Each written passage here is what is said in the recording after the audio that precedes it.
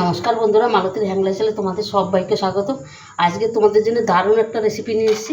এখানে দেখো, এগুলো কিন্তু সাবুর পাঁপড়। আজকে সাবুর পাঁপড় দিয়ে আমি ইউনিক একটা রেসিপি করব।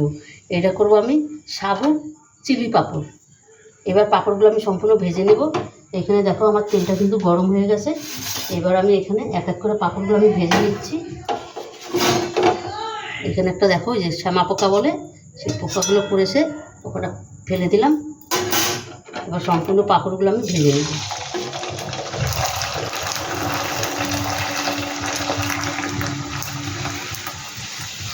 আর বন্ধুরা, এইভাবে একবার এই সাবুর পাঁপড় করে খেয়ে দেখবে। হ্যাঁ বলো।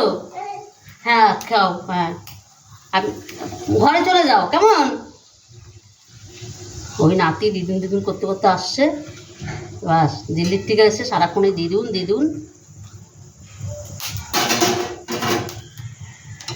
আর এই পাঁপড় ভাজা কোনো ব্যাপার না, ঝটপট কিন্তু ভাজা হয়ে যায়।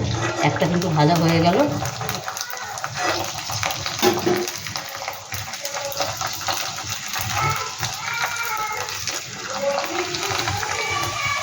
আর এই সাবুর চিলি পাঁপড়টা খেতে অসাধারণ লাগে।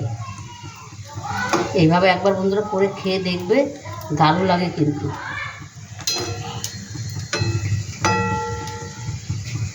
এই পাঁপড়টা একদম পুরো মুড়িয়ে গেল, ও কোনো অসুবিধা নাই। একইভাবে আমি পুরো পাঁপড়গুলো আমি কিন্তু ভেজে নিব।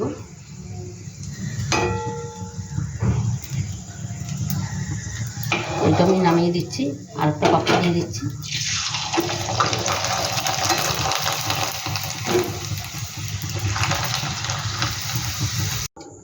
বন্ধুরা দেখো, পাঁপড়গুলো কিন্তু আমার সম্পূর্ণ ভাজা হয়ে গেছে। দেখো কতটা হয়েছে, পুরো থালা ভর্তি হয়ে গেছে। এই কড়াই তেলটা আমি নামিয়ে দিয়েছি। আর এখানে দিয়ে দিচ্ছি তোমার, এই দেখো, এখানে আদা রসুন কাঁচা লঙ্কা গ্রেট করে রেখেছি, সেটাকে আমি দিয়ে দিলাম। একটু হালকা করে ভাজা ভাজা করে নেব।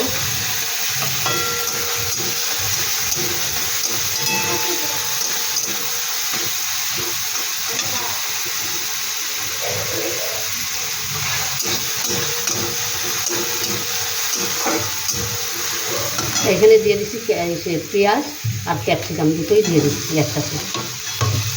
এটা করে একটু হালকা করে আমি ভেজে নেব।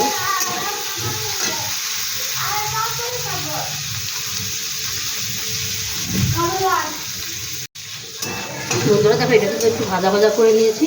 এখানে এবার আমি কিছু সস দেবো। এখানে প্রথমে আমি দিয়ে দিচ্ছি এই লবণ দিয়ে দিলাম আন্দাজ মতন, একদম অল্প করে দিলাম লবণ। এখানে দিচ্ছি টমেটো সস,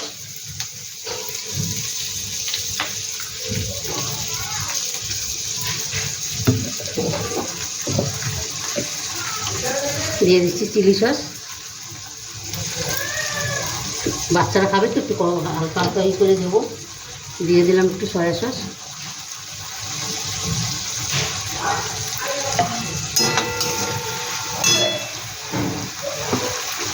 বেশি কিছু দেবো না, এখানে দিয়ে দিচ্ছি একটু সামান্য কাশ্মীরি লঙ্কার গুঁড়ো।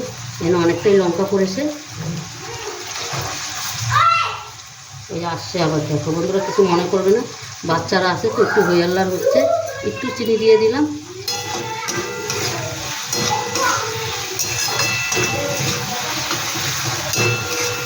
এই সামান্য একটু জল দিয়ে দিলাম, একদম হালকা একটু।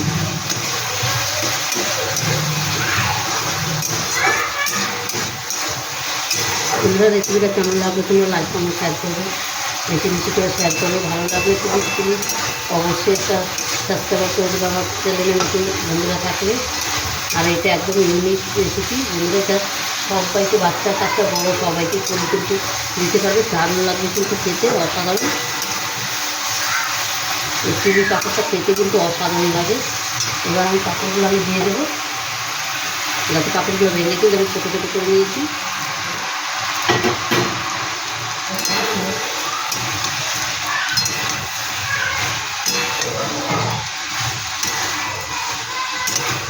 দেখো কিন্তু আমার পুরো রেডি হয়ে গেছে।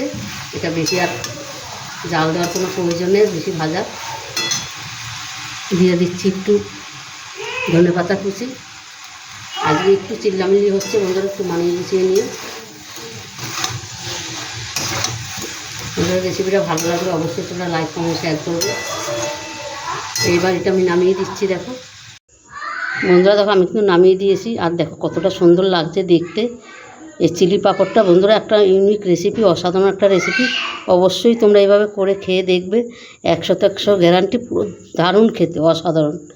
তবে বন্ধুরা আজকে আসছি, কালকে আবার দেখা হবে নতুন কোনো ভিডিও নিয়ে। তোমরা ভালো থেকো, সুস্থ থেকো।